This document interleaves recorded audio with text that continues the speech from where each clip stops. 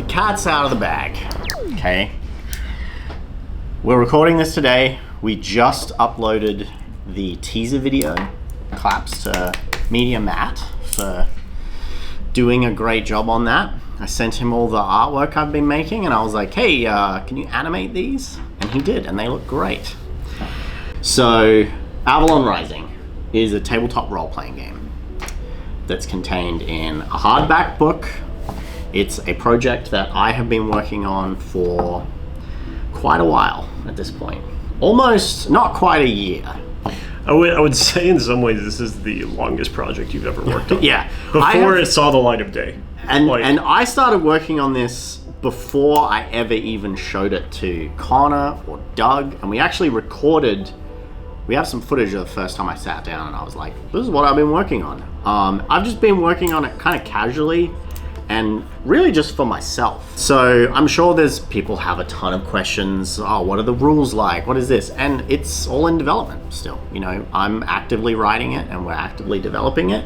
It's coming along really well, and it's at the point where we feel pretty comfortable that we can get it to a state to where we can crowdfund it. I think the biggest point that I want to make from my perspective, and Connor spoke about some of the initial reasons for crowdfunding. One of the other biggest reasons is that Blacksite's never made an RPG before. We've never made a tabletop role-playing game before.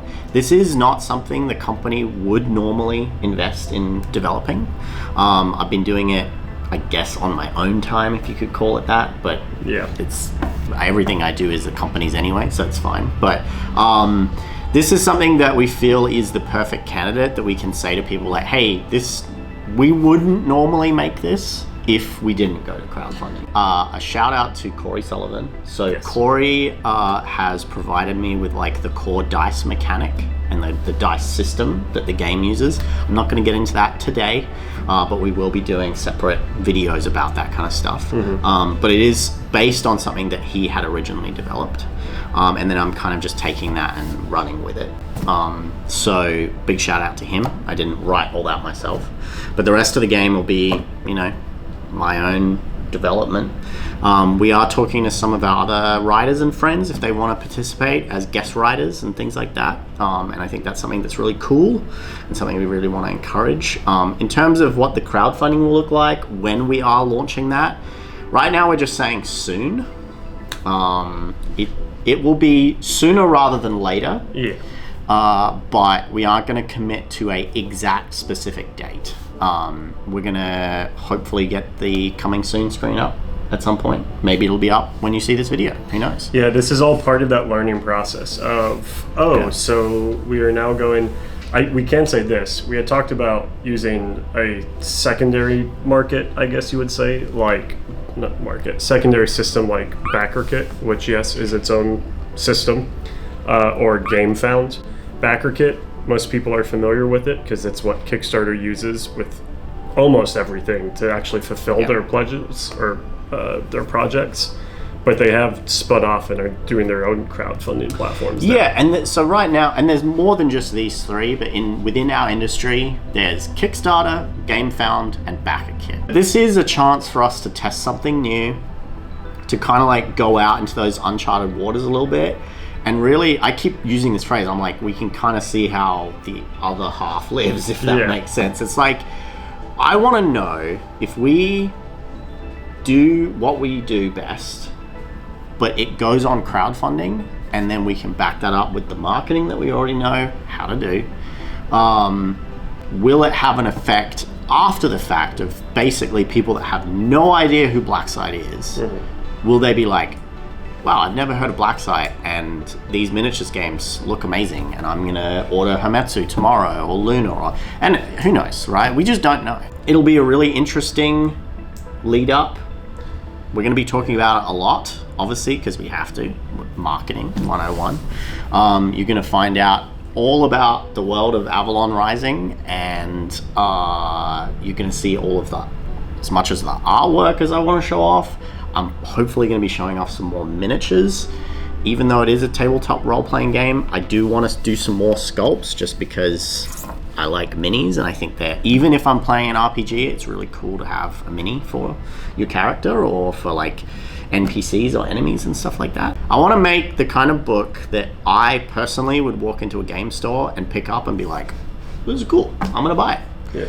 And then I would buy it and I would leave the store and enjoy it. So that's my hope and goal. So yeah.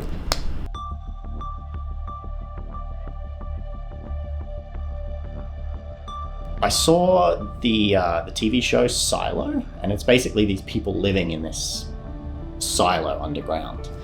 And I kind of had this idea as I was like, what if people lived in this huge megacity? When I've been to Tokyo, there's just millions of people living there. And it's a huge metroplex. What if you took that but compressed it into this huge structure that people lived in, and they never left it? They never go outside of it. So it's the only universe and world that they know.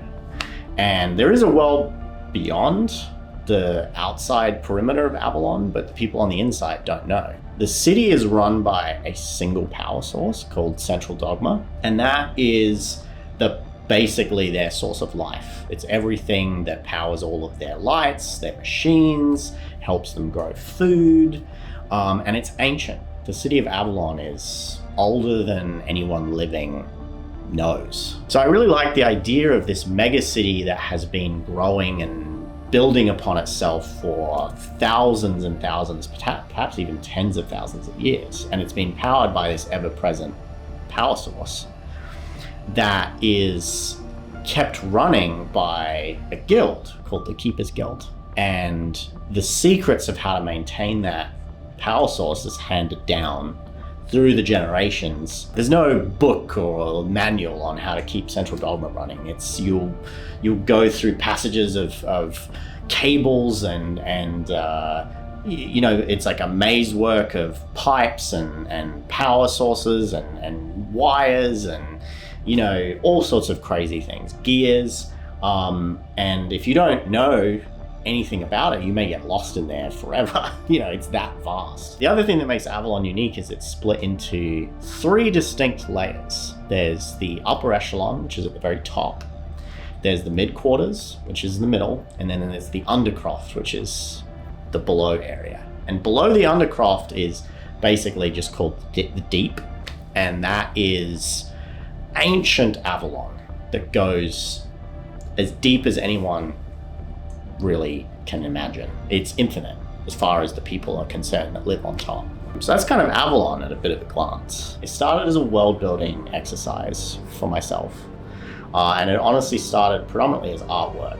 I started on a few pieces of key art that I just wanted to do for fun and kind of for myself. I really love classic sci-fi, cassette futurism, movies like Blade Runner, Alien, Outland. There's so much of me in this game, of all of the inspirations that I love and all of that kind of stuff.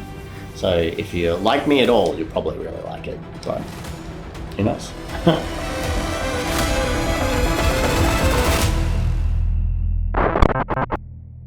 Avalon Rising.